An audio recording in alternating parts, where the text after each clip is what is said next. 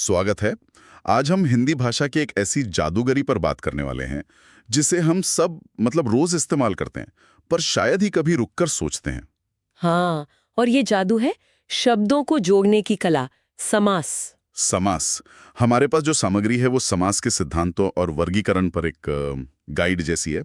हाँ, और ये सिर्फ व्याकरण का कोई सूखा नियम नहीं है, ये तो भाषा का एक अंदरूनी तंत्र है। उसका अपना एक तरीका है शॉर्टकट बनाने का। बिल्कुल, कम से कम जगह में ज्यादा से ज्यादा बात कहने का। हाँ, जैसे राजा का पुत्र बोलने के बजाय हम बस राजपुत्र कह देते हैं। 4 शब्द एक में सिमट गए। एकदम। तो आज हम इसी कला की गहराई में उतरेंगे। ये सिर्फ शब्दों को छोटा करना नहीं है, बल्कि ये देखना है कि कैसे 2 अलग-अलग शब्द मिलकर एक बिल्कुल नया मतलब, एक नई पहचान बना लेते हैं। सही कहा।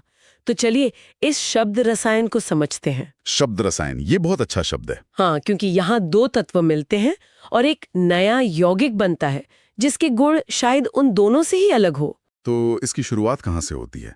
स्रोत के मुताबिक 2 मुख्य चीजें हैं। हाँ, एक है समस्त पद, यानी वो नया बना हुआ शब्द। और दूसरा है समास विग्रह। बिल्कुल, यानी उसे वापस तोड़कर उसके असली रिश्ते को समझना। तो समस्त पद हो गया हमारा फाइनल प्रोडक्ट, जैसे देशभक्ति। हाँ, और विग्रह हो गया उसकी रेसिपी, मतलब देश के लिए भक्ति। और यही रेसिपी हमें बताती है कि अंदर कौन-कौन से मसाले डले हैं। एकदम सही। बिना विग्रह के आप समास का प्रकार जान ही नहीं सकते। विग्रह ही वो चाबी है जो इस बंद दरवाजे को खोलती है। तो चलिए पहला दरवाजा खोलते हैं, जो सबसे सीधा साधा लगता है, अव्ययी भाव समास। स्रोत कहता है कि इसमें पहला पद प्रधान होता है। हाँ, ये बात मुझे हमेशा थोड़ी अजीब लगती थी। हम आमतौर पे दूसरे शब्द को ज्यादा महत्व देते हैं, जैसे राजकुमार में कुमार की बात हो रही है, पर यहाँ पहला शब्द बॉस है। ये कैसे काम करता है? यही तो इसका मजा है। यहाँ पहला पद एक अव्यय होता है, मतलब ऐसा जिद्दी शब्द जो लिंग वचन किसी भी हालत में बदलता नहीं। अच्छा।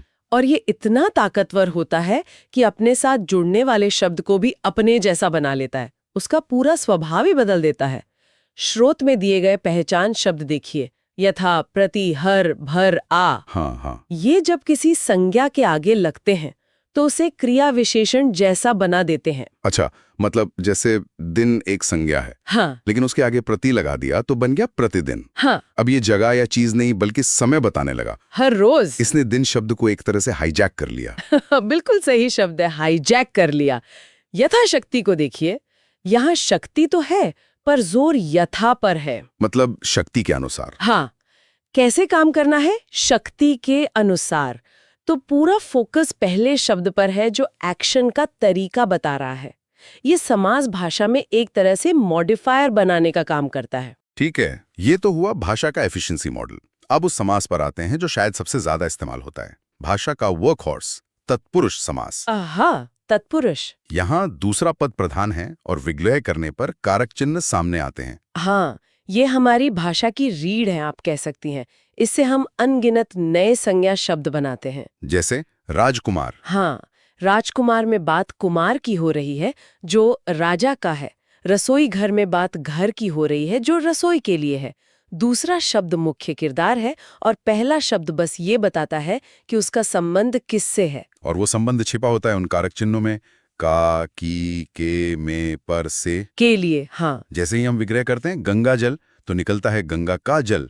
ये का शब्द इन दोनों के बीच का रिश्ता साफ कर देता है। बिल्कुल। ये तो जासूसी करने जैसा है, छिपे हुए सुराग ढूंढना। हाँ, और इन्हीं सुरागों के आधार पर तत्पुरुष के भी कई भेद होते हैं, कर्म तत्पुरुष, करण तत्पुरुष। लेकिन हमें उन गहराइयों में अभी जाने की जरूरत नहीं। मूल बात यही है कि अगर आपको 2 शब्दों के बीच कोई छिपा हुआ रिश्ता नजर आए, जिसे का, में, से जैसे शब्द जाहिर कर सकते हैं, तो वो लगभग हमेशा तत्पुरुष समास ही होगा। ये भाषा को विशिष्टता देता है। सिर्फ घर नहीं, रसोई घर, सिर्फ पुत्र नहीं, राजपुत्र। हाँ, एकदम। तो हमने भाषा का एफिशिएंट और फंक्शनल रूप देख लिया। लेकिन भाषा सिर्फ काम की चीज तो नहीं है, वो खूबसूरत भी होती है, काव्यात्मक होती है। हाँ, और शायद यहीं पर कर्मधारय समास आता है। स्रोत कहता है कि इसमें एक पद विशेषण और दूसरा विशेष्य होता है। हाँ। अब हम भाषा की कलाकारी वाले हिस्से में आ गए हैं। तत्पुरुष में रिश्ता था, यहाँ विशेषता है। अच्छा। कर्मधारय में 2 तरह के संबंध होते हैं। पहला, सीधी सीधी तारीफ या वर्णन, जैसे नीलकमल। नीला है जो कमल। हाँ, यहाँ नीला शब्द कमल का गुण बता रहा है। महात्मा, महान है जो आत्मा। ये भाषा को रंग और गहराई देता है। और दूसरा पहलू जो मुझे और भी ज्यादा दिलचस्प लगता है वो है तुलना। उपमा उपमेय वाला संबंध। हाँ, जैसे स्रोत का उदाहरण है चंद्रमुख, चंद्रमा के समान मुख। यहां हम ये नहीं कह रहे कि मुंह चंद्रमा है, हम कह रहे हैं कि वो चंद्रमा जैसा सुंदर है। ये तो कवियों का सबसे पसंदीदा समास होगा। बिल्कुल। मृगनयनी, कमल नयन, घनश्याम, ये सब कर्मधारय की ही तो देन है। ये समास दिखाता है कि भाषा सिर्फ चीजों के नाम नहीं रखती, बल्कि वो उनकी क्वालिटीज को, उनकी तुलनाओं को। हाँ, उनकी तुलनाओं को भी एक शब्द में बांध सकती है। ये भाषा का पेंट ब्रश है। ठीक है, तो हमने भाषा की जरूरत और उसकी खूबसूरती देख ली। अब बात करते हैं भाषा के गणित की। अगला है द्विगु समास, द्विगु। जो पहचानने में सबसे आसान लगता है क्योंकि इसका पहला पद संख्या होता है। हाँ, जहां भी आपको शुरू में कोई संख्या दिखे और पूरा शब्द मिलकर एक समूह या ग्रुप का एहसास दे, तो वो द्विगु समास है।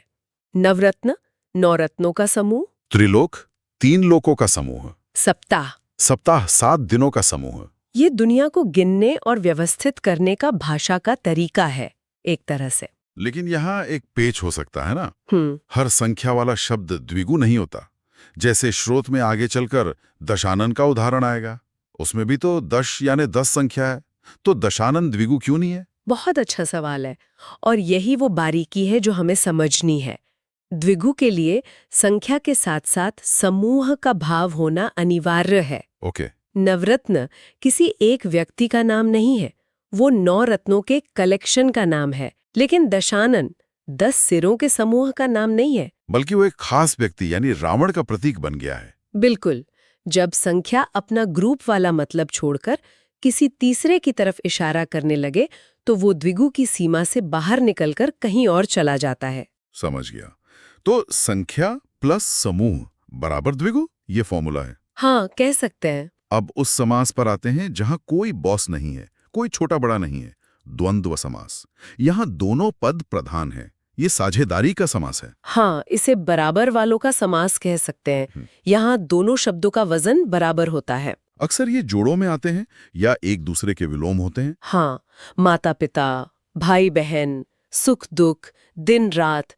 जब आप इनका विग्रह करते हैं तो बीच में और या लगाना पड़ता है। माता और पिता, पाप और पुण्य। हाँ, इसमें एक मजेदार बात यह है कि ये समास समाज के ढांचे को भी दिखाता है। माता पिता एक इकाई है, दिन रात मिलकर ही एक पूरा दिन बनता है। बिल्कुल। ये द्वैत का सिद्धांत है जिसे भाषा ने अपनाया है। दोनों हिस्से जरूरी हैं। आप माता पिता में से किसी एक को हटा नहीं सकते, वरना मतलब अधूरा रह जाएगा। ये एक सच्ची पार्टनरशिप है। बिल्कुल। और अब हम आते हैं उस पर जो मेरे हिसाब से समास का सबसे रहस्यमयी और सबसे ताकतवर रूप है। एक पहेली जैसा। हाँ, बहुव्रीहि समास। यहां जो दिखता है वो होता नहीं।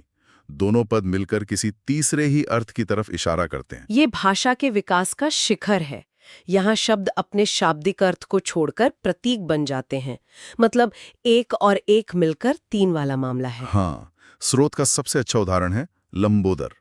इसका शाब्दिक अर्थ है लंबा है उदर जिसका, लेकिन ये शब्द सुनते ही किसी भी लंबे पेट वाले इंसान का ख्याल नहीं आता। नहीं, दिमाग में सीधे एक ही छवि आती है, गणेश जी की। लंबा और उदर दोनों ने अपनी पहचान खो दी और मिलकर गणेश का प्रतीक बन गए। यही बहुव्रीहि का जादू है। अब आपके पिछले सवाल पर आते हैं, दशानन। हाँ, दशानन 10 है आनंद जिसके। ये 10 मुखों का समूह नहीं, बल्कि रावण का नाम है। नीलकंठ, नीला है कंठ जिसका। ये किसी भी नीले गले वाली चीज का वर्णन नहीं है। नहीं, ये सीधे सीधे भगवान शिव का प्रतीक है। यहाँ पूरा का पूरा शब्द एक नया आइकॉन बन जाता है। तो फिर नीलकंठ में कर्णधाराय नीला है जो कंठ, और बहुरी नीला है कंठ जिसका अर्थात शिव में फर्क कैसे करेंगे? ये तो बहुत कंफ्यूजिंग हो सकता है। यहाँ पर संदर्भ ही सब कुछ है। Context is king. अगर आप किसी पक्षी के नीले गले का वर्णन कर रही हैं, तो आप कह सकती हैं उस पक्षी का कंठ नीलकंठ है, और वहां वो कर्मधारय होगा। क्योंकि आप सिर्फ विशेषता बता रहे हैं। हाँ, लेकिन 99.9% बार जब हिंदी में नीलकंठ शब्द इस्तेमाल होता है तो उसका मतलब शिव ही होता है। अच्छा, जब कोई शब्द अपना सामान्य अर्थ छोड़कर एक विशेष रूढ़ अर्थ पकड़ ले तो वो बहुव्रीहि बन जाता है। वाह। तो इन सबको याद रखने के लिए स्रोत में एक छोटी सी ट्रिक दी गई है, एक तरह की मेंटल चेकलिस्ट। हाँ, उसे दोहराते हैं क्योंकि ये बहुत काम की हो सकती है। हाँ, ये एक शुरुआती गाइड की तरह है। तो अगर किसी शब्द को देखें, अगर पहला शब्द कोई संख्या दिखे और समूह का भाव हो तो सबसे पहले सोचें द्विगु, जैसे पंचवटी। और अगर शब्द एक जोड़े या विलोम जैसा लगे जिसमें दोनों हिस्से बराबर के मजबूत हों तो सोचें द्वंद्व, जैसे नदी नाले। अगर उसे तोड़ने पर बीच में का, की, से, में जैसे रिश्ते बताने वाले शब्द लग रहे हों और सारा जोर दूसरे शब्द पर हो तो वो है तत्पुरुष, जैसे वनवास, वन में वास। बिल्कुल। और सबसे जरूरी, अगर शब्दों का सीधा मतलब गायब हो जाए और कोई तीसरा छिपा हुआ सांकेतिक अर्थ निकल रहा हो तो वो यकीनन बहुव्रीहि है। जैसे चक्रपाणी। चक्र है पानी में जिसके, यानी विष्णु। हाँ, और इस चेकलिस्ट से जो बच गए यानी अव्ययी भाव और कर्मधारय, उन्हें पहचानना भी आसान हो जाता है। ये एक बेहतरीन फिल्टरिंग प्रोसेस है। तो इस पूरी चर्चा का सार क्या है? हमने देखा कि समाज सिर्फ एक व्याकरण का नियम नहीं है। नहीं, बिल्कुल नहीं। ये तो भाषा के विकास की कहानी है। ये कहानी है कि कैसे इंसान ने कम शब्दों में ज्यादा बात कहने, चीजों को करीने से रखने, उन्हें खूबसूरती से बयान करने और आखिरकार उन्हें गहरे प्रतीक बनाने के तरीके खोजें। बिल्कुल, ये भाषा की इकोनॉमी और उसकी क्रिएटिविटी दोनों को एक साथ दिखाता है। द्वंद्व के सरल जोड़ों से लेकर बहुव्रीहि के गहरे सांस्कृतिक प्रतीकों तक समास भाषा को जीवंत बनाता है। ये सच में शब्दों की केमिस्ट्री जैसा ही है। हाइड्रोजन और ऑक्सीजन दोनों गैस हैं, पर सही अनुपात में मिलती हैं तो पानी बन जाता है। हाँ, जिसके गुण दोनों से बिल्कुल अलग है। समास भी यही करता है। बहुत ही सटीक उपमा है और ये दिखाता है कि भाषा रुकी हुई नहीं है, ये लगातार नए यौगिक, नए समास बनाती रहती है। और यहीं पर मैं श्रोताओं के लिए एक विचार छोड़ना चाहता हूँ। श्रोत में लंबोदर, दशानन, नीलकंठ जैसे पौराणिक उदाहरण हैं।